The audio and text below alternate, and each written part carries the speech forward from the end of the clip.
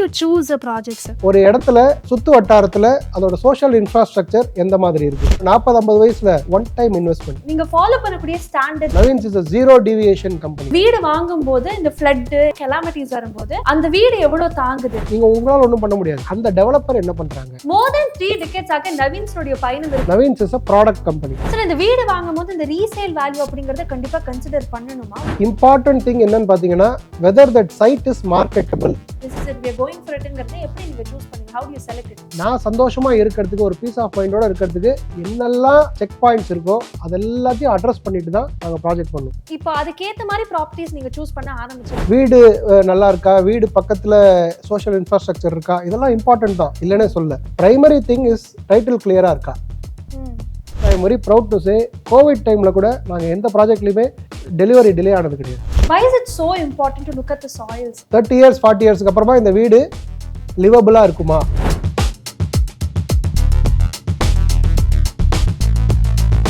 இந்த segment of Navins brick by பிரிக்ல land legalities and liaisoning பத்தி டீடைல்டாக பேச போறோம். ஒரு ப்ராஜெக்ட் சூஸ் பண்றதுல ஆரம்பிச்சு அதை ஷேப் அப் பண்ற வரைக்கும் இவருக்கு ஒரு முக்கியமான பொறுப்பு இருக்கு அப்படின்னே சொல்லலாம். Head of land legal liaison we have Mukund sir. வணக்கம். வணக்கம். Such a pleasure hosting you. But to start with, I think in the legal அப்படின்னு சொல்லும்போது நிறைய விஷயங்கள் உள்ள அடங்கி இருக்கு. ஸோ நீங்க என்னென்ன விஷயங்கள் லீகல் அப்படின்னு சொல்லும்போது அதை பாக்குறீங்க நவீன்ஸ்ல? லேமேன் டேர்ம்ஸ்ல சொல்லணும் அப்படின்னா, சைல்ட் பர்த்தும் போது ஃபர்ஸ்ட் பிரெக்னன்சி டைம்ல கைனகாலஜிஸ்ட்டை கன்சல்ட் பண்ணுவாங்க. சைல்ட் பர்த் ஆன அப்புறமா பீடியாட்ரிஷனை கன்சல்ட் பண்ணுவாங்க. So in real estate land legal liaison team is like the gynaecologist. சைல்டுன்னு நான் சொல்றது பேசிக்கலி நியூ ப்ராஜெக்ட். ஸோ அந்த நியூ ப்ராஜெக்டை உருவாக்கி ஒரு இடத்தை ஐடென்டிஃபை பண்ணி இந்த இடத்துல ப்ராஜெக்ட் போடலான்னு டிசைட் பண்ணி அந்த ப்ராஜெக்டோட பேப்பர்ஸ்ன்னு சொல்லும்போது டைட்டில், அதோட டைட்டில் எல்லாம் கிளியரா இருக்கா, அதெல்லாம் அட்வொகேட்ஸ் வச்சு பார்த்து once the title is clear and marketable, then we go ahead with the next step of either purchasing the property, இல்லைனா ஒரு லேண்ட் ஓனர் இருந்தாங்கன்னா அவங்க கூட ஒரு ஜாயிண்ட் டெவலப்மெண்ட் அக்ரிமெண்ட் மாதிரி போடுவோம். இப்போ நீங்கள் ஒரு வீடு வாங்குறீங்க, அந்த வீட்டுக்கு வந்து நீங்கள் என்னெல்லாம் பாயிண்ட்ஸ் நீங்கள் அந்த டைட்டில் பொறுத்த வரைக்கும் தெரிஞ்சுக்கணும்னு நான் சொல்கிறேன். ஃபர்ஸ்ட் வந்து அந்த கரண்ட் சேல் டீடு, அது யார் பேரில் இருக்குது, அது கரெக்டாக இருக்கா என்ன. இந்த சேல் டீடுக்கு முன்னாடி பேரண்ட் டாக்குமெண்ட்ஸ்னு சொல்லுவாங்க. அந்த பேரண்ட் டாக்குமெண்ட்ஸ்லாம் இருக்கா, இருந்துச்சுன்னா அதெல்லாம் கரெக்டாக இருக்கா, அந்த லீகல் டைட்டில் ஃப்ளோ கரெக்டாக இருக்கா, அந்த லேண்டு ஒருத்தர்கிட்ட இன்னொருத்தர்கிட்ட ட்ரான்ஸ்ஃபர் ஆகி இப்போ கரண்ட் ஓனர்கிட்ட வந்த அந்த லீகல் ஆஸ்பெக்ட்ஸ் எல்லாம் கரெக்டாக இருக்கா. ஸோ இது ஒரு பக்கம். இது தவிர நீங்கள் என்னெல்லாம் பார்க்கணுன்னா, பட்டா, ரெவென்யூ ரெக்கார்ட்ஸ், பட்டா, சிட்டா, அடங்கல், ஏ ரெஜிஸ்டர், அதுக்கப்புறமா யூடிஆர்னு சொல்லுவாங்க. 1987க்கு முன்னாடி ரெக்கார்ட்ஸ் எல்லாம் 1987 ரெக்கார்ட்ஸ் யூடிஆர்னுவாங்க. அதுக்கு முன்னாடி ரெக்கார்ட்ஸ்லாம் எஸ்எல்ஆர்னுவாங்க.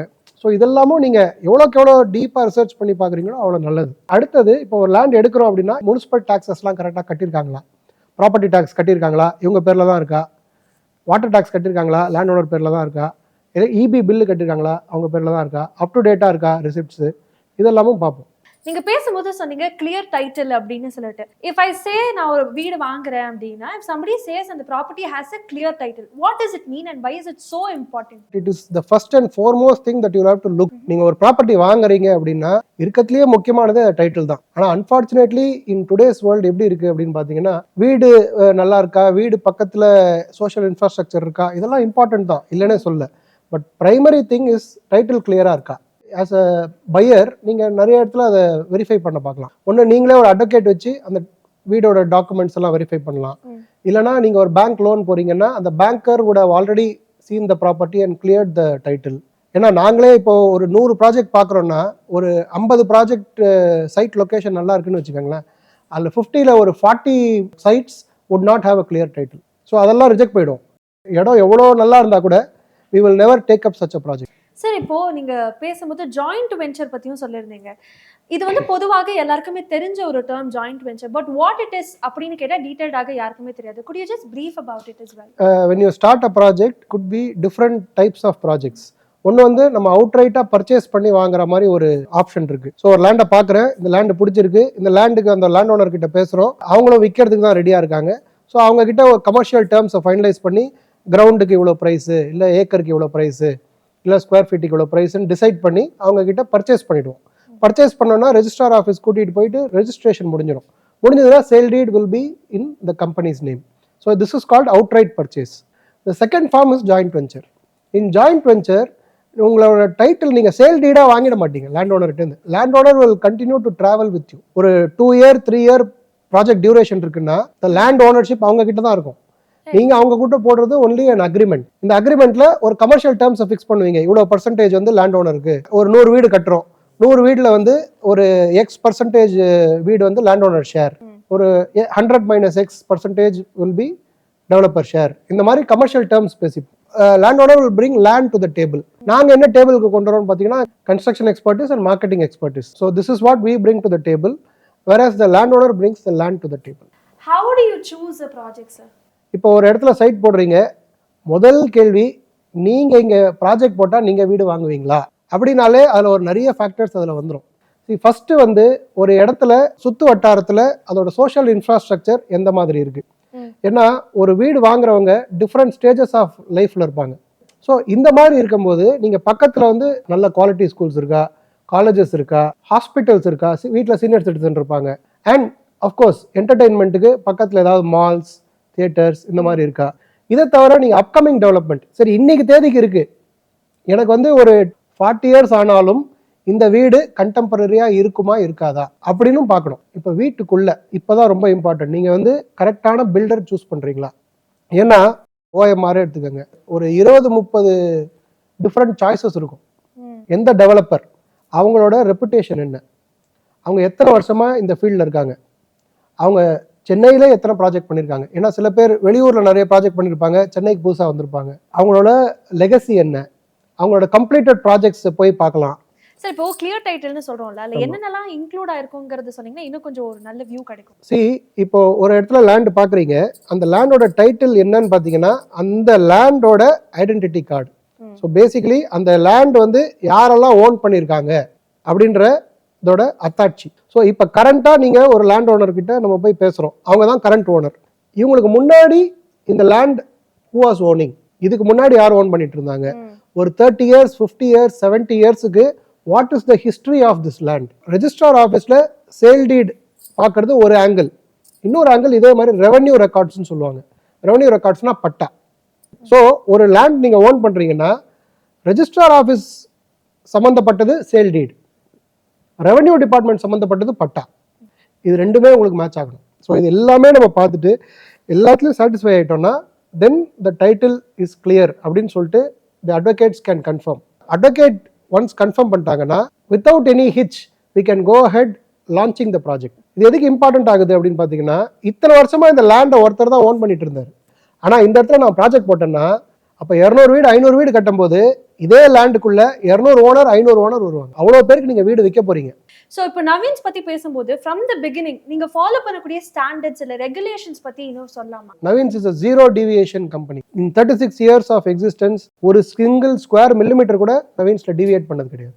லேண்ட் வாங்கும்போது சாயில் ரொம்ப முக்கியம் அப்படின்னு சொல்லி நான் கேள்விப்பட்டிருக்கேன். Why is it so important to look at the soil, sir? நீங்க ஒரு லேண்ட் வாங்குறீங்க, அந்த லேண்டில் நீங்கள் ஒரு பில்டிங் கட்ட போறீங்க. அந்த பில்டிங் கட்டணும்னா அதுக்கு என்ன மாதிரி ஃபவுண்டேஷன் போடணும், டிஃப்ரெண்ட் கைண்ட்ஸ் ஆஃப் ஃபவுண்டேஷன் இருக்கு. பைல் ஃபவுண்டேஷன் இருக்கு, ராஃப்ட் இருக்கு, நிறைய இருக்கு இந்த மாதிரி. ஸோ அப்படி போகும்போது அந்த சாயிலுக்கு எந்த மாதிரி ஃபவுண்டேஷன் போடணும், அங்கே எந்த மாதிரி பில்டிங் வரணும் அப்படின்றதுக்கு பண்ணக்கூடிய டெஸ்ட் தான் சாயில் டெஸ்ட். ஸோ அந்த சாயில் டெஸ்ட்டை நீங்கள் ஃபர்ஸ்ட் பண்ணீங்கன்னா தான், அதுவும் சும்மா ஒரு இடத்துல பண்ணக்கூடாது, ஒரு 3-4 இடத்துல பண்ணீங்கன்னா தான் there will be a detailed soil test report மாதிரி ஒன்று ஜென்ரேட் பண்ணும். அந்த சாயில் டெஸ்ட் ரிப்போர்ட்டில் ஒரு ரெக்கமெண்டேஷன் இருக்கும். ஒரு ஸ்ட்ரக்சரல் கன்சல்டன்ட் இந்த ரெக்கமெண்டேஷன் அந்த ரிப்போர்ட்டை பார்த்துட்டு கொடுப்பாரு, நீங்கள் இந்த ப்ராஜெக்ட்டுக்கு இந்த சாயிலுக்கு இந்த மாதிரி ஃபவுண்டேஷனில் பண்ணுங்க. சென்னை வந்து it is seismic zone 3, earthquakes பொறுத்த வரைக்கும் Chennai falls in seismic zone 3, quite prone to earthquakes. So அப்படி இருக்கும்போது the responsibility on the developer is more. Similarly நீங்கள் சாயில் டெஸ்ட் கேட்டதுனால water test also should be done. I was about to ask that. In case வந்து நீர்நிலையாக இருந்தது அப்படின்னா அதுக்கான measure என்னவாக இருக்கும்? நீர்நிலையில் நீங்கள் ஆக்சுவலாக ப்ராஜெக்டே பண்ணக்கூடாது. If it's a water body, நீங்கள் அந்த வாட்டர் பாடியில் ப்ராஜெக்ட் பண்ணுறது தப்பு, பண்ணக்கூடாது. பட் வாட்டர் டெஸ்ட்னு நான் சொல்லக்கூடியது என்னென்னா, அதே லேண்டுக்குள்ளே ஒரு போர் போட்டு பார்க்குறீங்க. ஸோ அந்த லேண்ட்லேருந்து வர தண்ணி, அந்த தண்ணியை நீங்கள் டெஸ்ட் பண்ணி கன்ஸ்ட்ரக்ஷனுக்கு அந்த தண்ணியை யூஸ் பண்ண முடியுமா முடியாதான்றதுக்கு சில பேராமீட்டர்ஸ் இருக்கு. சார் இந்த வீடு வாங்கும்போது இந்த ரீசேல் வேல்யூ அப்படிங்கறத கண்டிப்பா கன்சிடர் பண்ணணுமா? Why is it? 100% கன்சிடர் பண்ணி ஆகணும். Resale value is a factor of many things. எந்த டெவலப்பர் கிட்ட அந்த வீடு வாங்கியிருக்கீங்க. ஒரு எக்ஸாம்பிளுக்காக அடையார் சொல்கிறேன். அடையாரில் ஒரு வீடு இருக்குது, எக்ஸ் டெவலப்பர் பண்ணியிருக்காரு, இன்னொரு வீடு ஒய் டெவலப்பர் பண்ணியிருக்காருன்னு வச்சுக்கோங்க. இந்த எக்ஸ் டெவலப்பர் பண்ணியிருக்கிற வீடு உங்களுக்கு வந்து 15,000 to 20,000 ரீசேல் வேல்யூ இருக்கும். ஒய் டெவலப்பர் பண்ணியிருக்கிற வீடு 10,000 to 15,000 இருக்கும். ரெண்டு பேருமே அடையாரில் தான் இருக்காங்க, ரெண்டு பேரும் அதே சைஸ் வீடு தான். ஸோ அங்கே தான் அந்த அந்த டெவலப்பர், அந்த பிராண்ட், நீங்கள் எந்த பிராண்டில் வீடு வாங்குறீங்க அப்படின்றது இம்பார்ட்டன்ட் ஆகிடுது. The second factor is obviously the location. நீங்கள் வந்து ஒரு மெயின் ரோட்டில் இருக்கீங்கன்னா உங்களுக்கு வந்து ரீசேல் வேல்யூ கொஞ்சம் ஹையராக இருக்கலாம், depending on the road width. Road width 60 அடி இருக்குன்னு வச்சுக்கோங்க. இந்த ப்ராஜெக்ட் abutting 60 feet ரோடு அப்படின்னா the resale value is higher. Sir, இப்போ வீடு வாங்க போறோம் அப்படின்னா இந்த நெய்பர்ஹுட் அப்படிங்கிற ஒரு விஷயத்த ஒரு பையர் பாயிண்ட் ஆஃப் வியூல இருந்து பார்க்க போறோம், டெவலப்பர் பாயிண்ட் ஆஃப் வியூல இருந்து பார்க்க போறோம். ஃபர்ஸ்ட் ஒரு டெவலப்பரா சொல்லுங்க, how would you address this neighborhood? We always put ourselves in the shoes of buyer also. நாங்கள் மல்டிபிள் ஆங்கிள்ஸில் பார்ப்போம். ஒரு ஆங்கிள் வந்து பையர் ஆங்கிள்லையும் கண்டிப்பாக பார்ப்போம். எப்படி பார்ப்போம் அப்படின்னா, இந்த இடத்துல நான் முதலே சொன்ன ஒரு வார்த்தை தான் ரொம்ப முக்கியம். மார்க்கெட்டபிள் ப்ராஜெக்டா இல்லையா, இது நான் போட்டால் ஈஸியாக நான் நினைக்கிற ப்ரைஸுக்கு விற்றுட்டு வெளில வரணும். ஸோ அதுக்கு இந்த சைட் உகந்ததா இல்லையா அப்படின்னு பார்க்கணும். ஸோ அதுக்கு வந்து நான் என்னெல்லாம் பார்ப்பேன் அப்படின்னு பார்த்தீங்கன்னா, ஃபஸ்ட்டு வந்து இந்த சைட்டு எந்த லொக்காலிட்டியில் இருக்குது, இது ஃபஸ்ட்டு பாயிண்ட். அந்த லொக்காலிட்டி, அந்தந்த லொக்காலிட்டிக்குன்னு ஒரு ப்ரைஸில் நீங்கள் ஃபிக்ஸ் பண்ணி விற்க முடியும். ரெண்டாவது, அந்த லொக்காலிட்டிக்குள்ளே இதோட ஆக்சஸ் அண்ட் அப்ரோச் எப்படி இருக்குது. இது வந்து ஒரு ஸ்லைட்லி மெயின் ரோட்டில் இருக்கா, இல்லைனா ஒரு சின்ன சந்தில் இருக்கா, இது வந்து ஒரு ஒன் வேல இருக்கா, இல்லைனா வந்து ஒரு டெட் எண்டில் இருக்கா, இந்த மாதிரி நிறைய ஆஸ்பெக்ட்ஸ் பார்க்கணும். Pathway, correct, access.